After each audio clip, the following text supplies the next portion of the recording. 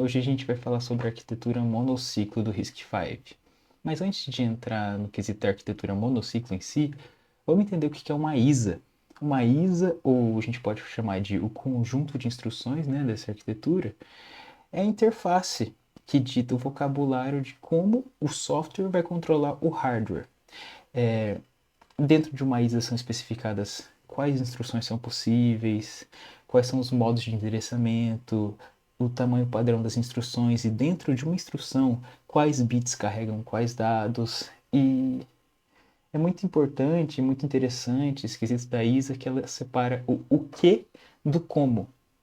Ela separa o que a gente quer fazer com uma computação e de como ela é realmente implementada no chip ali, no silício. É importante notar que as ISAs, elas existem diversos tipos. Temos a x86, que é conhecida aí dos processadores AMD e Intel, da maioria dos desktops e servidores. Nós temos a ARM, que está presente na maioria dos dispositivos móveis. E nós temos aqui a nossa RISC-V, que a gente vai tratar hoje. É importante salientar também que as ISAs elas podem ser proprietárias ou open source. Aqui os exemplos de ISAs proprietárias são o x86 e o ARM, e o RISC-V é uma ISA open source. Então, depois de entender basicamente o que são as ISAs, nós somos levados até o embate entre CISC e RISC. O que é RISC? É um conjunto de instruções reduzido e CISC é um conjunto de instruções complexo. O CISC define uma grande quantidade de instruções, instruções que podem ter diversos tamanhos e instruções que podem durar mais de um ciclo de clock para serem interpretadas. E uma coisa também notável é que várias operações, várias instruções CISC podem acessar a memória, fazer referências à memória.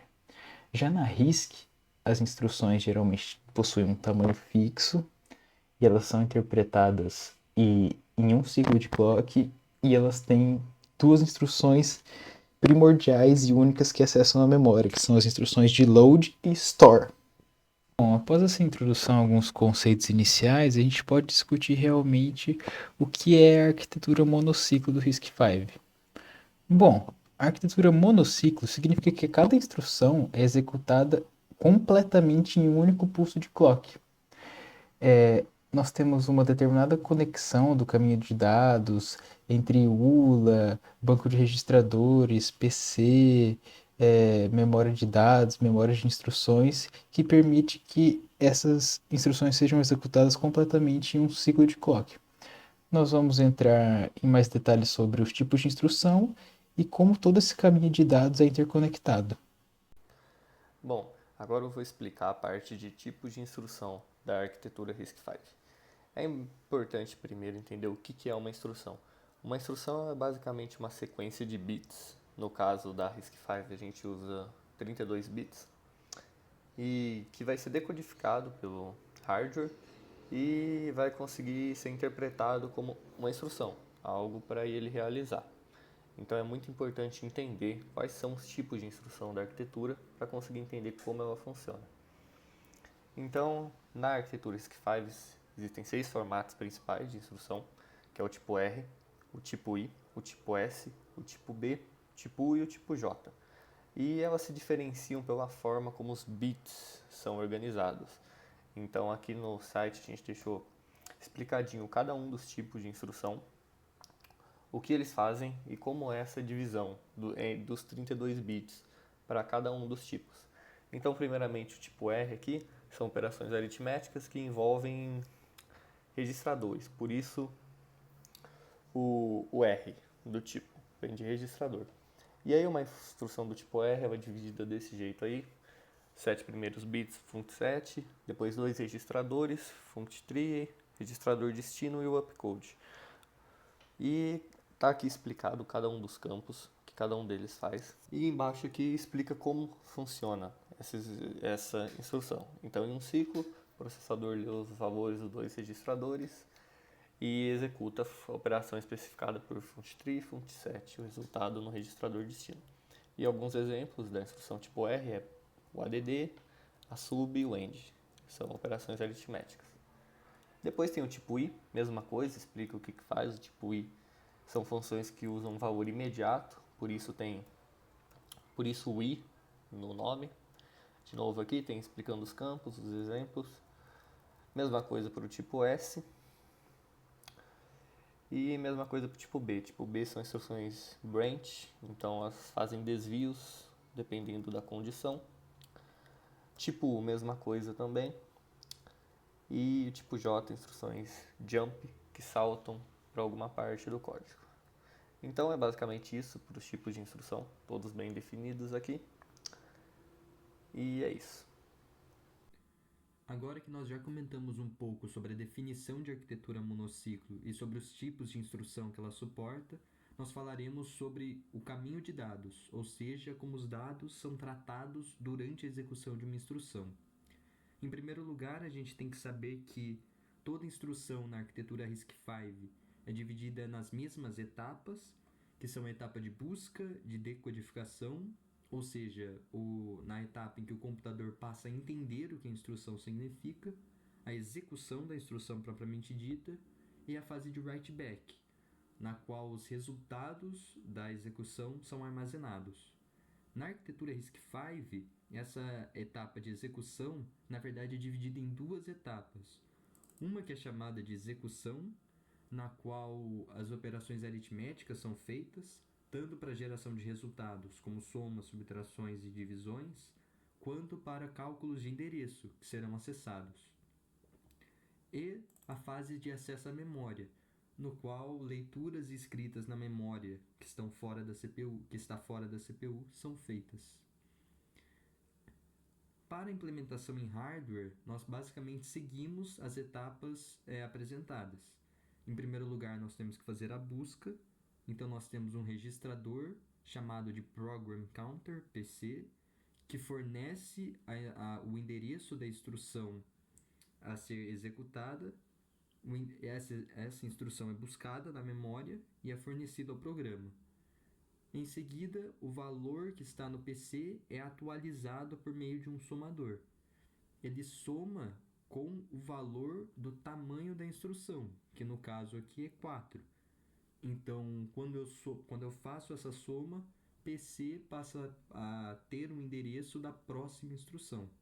Perceba que nesse caso é em sequência. Nós ainda não temos desvios e ainda não podemos escolher qual será a próxima instrução. Nesse caso aqui é sempre a próxima, por enquanto. A fase de decodificação é feita principalmente pela unidade de controle, só que a escolha dos registradores é feita logo no banco de registradores. A fase de execução, ou seja, de cálculos aritméticos, é feita pela ULA, Unidade Lógico-Aritmética, ou em inglês ALO, Arithmetic Logic Unit. Então, essa unidade calcula esses valores e os retorna para o banco de registradores, para eles serem escritos. Note a presença de sinais de controle, um para controlar qual a operação será feita e outro para indicar que o resultado deve ser escrito no banco de registradores. Em seguida, nós temos a fase de acesso à memória, no qual nós precisamos do endereço a ser acessado. Esse endereço é calculado novamente por meio da ULA, com a ajuda de um gerador de valor imediato. Então, na ULA, eu somo o valor do registrador, que é o valor do endereço base, com o valor gerado pelo gerador de valor imediato, que é o deslocamento que eu quero. Então, se eu quero acessar a posição x mais 8, eu coloco a posição x no registrador e somo com 8, gerado pelo valor imediato, pelo gerador de valor imediato. Com esse endereço eu faço acesso à memória e eu posso fazer a escrita ou a leitura dela, sendo que qual operação de leitura ou escrita será feita é controlada por sinais de controle, novamente. Nós precisamos implementar também a lógica de desvio, ou seja, para escolher qual a próxima instrução que será feita. Isso é feito com um outro somador que soma o valor o valor atual do PC, que é a instrução atual, com um gerador de valor imediato, com um valor gerado pelo gerador de valor imediato, Com isso, nós conseguimos novamente fazer aquela lógica de um endereço base com deslocamento, sendo que o endereço base é o valor do PC. E com isso, nós temos a implementação da arquitetura monociclo. Nós conseguimos fazer desvios, conseguimos fazer leituras e escritas na memória, nós conseguimos executar operações aritméticas e conseguimos fazer a etapa de write-back, porque o resultado escrito no banco de registradores pode vir tanto da ULA quanto da memória, ou seja, da posição lida. E esse valor é escolhido por esse componente chamado de multiplexador, ou MUX. Olá, eu sou o Pedro e eu vou apresentar a parte de sinais de controle e a unidade de controle do nosso recurso educacional. Bom, aqui vem um texto só explicando o que é a unidade de controle, que ela coordena a execução das instruções da ISA e ela usa sinais de controle para conseguir fazer isso, que eles determinam o comportamento de outros componentes, como a ULA, os registradores e a memória. E aí eu dou uma listinha de alguns sinais de controle. Tem o de branch, o main read, main to reg, aluop, main write, alu source e reg write. Aí eu também explico o que cada um deles faz bem basicamente e também mostro uma imagem aqui que mostra a unidade de controle e os sinais de controle e aviso que elas estão em azul, né, para não ficar confuso, não procurar muito as coisas, né, achar bem fácil de cara.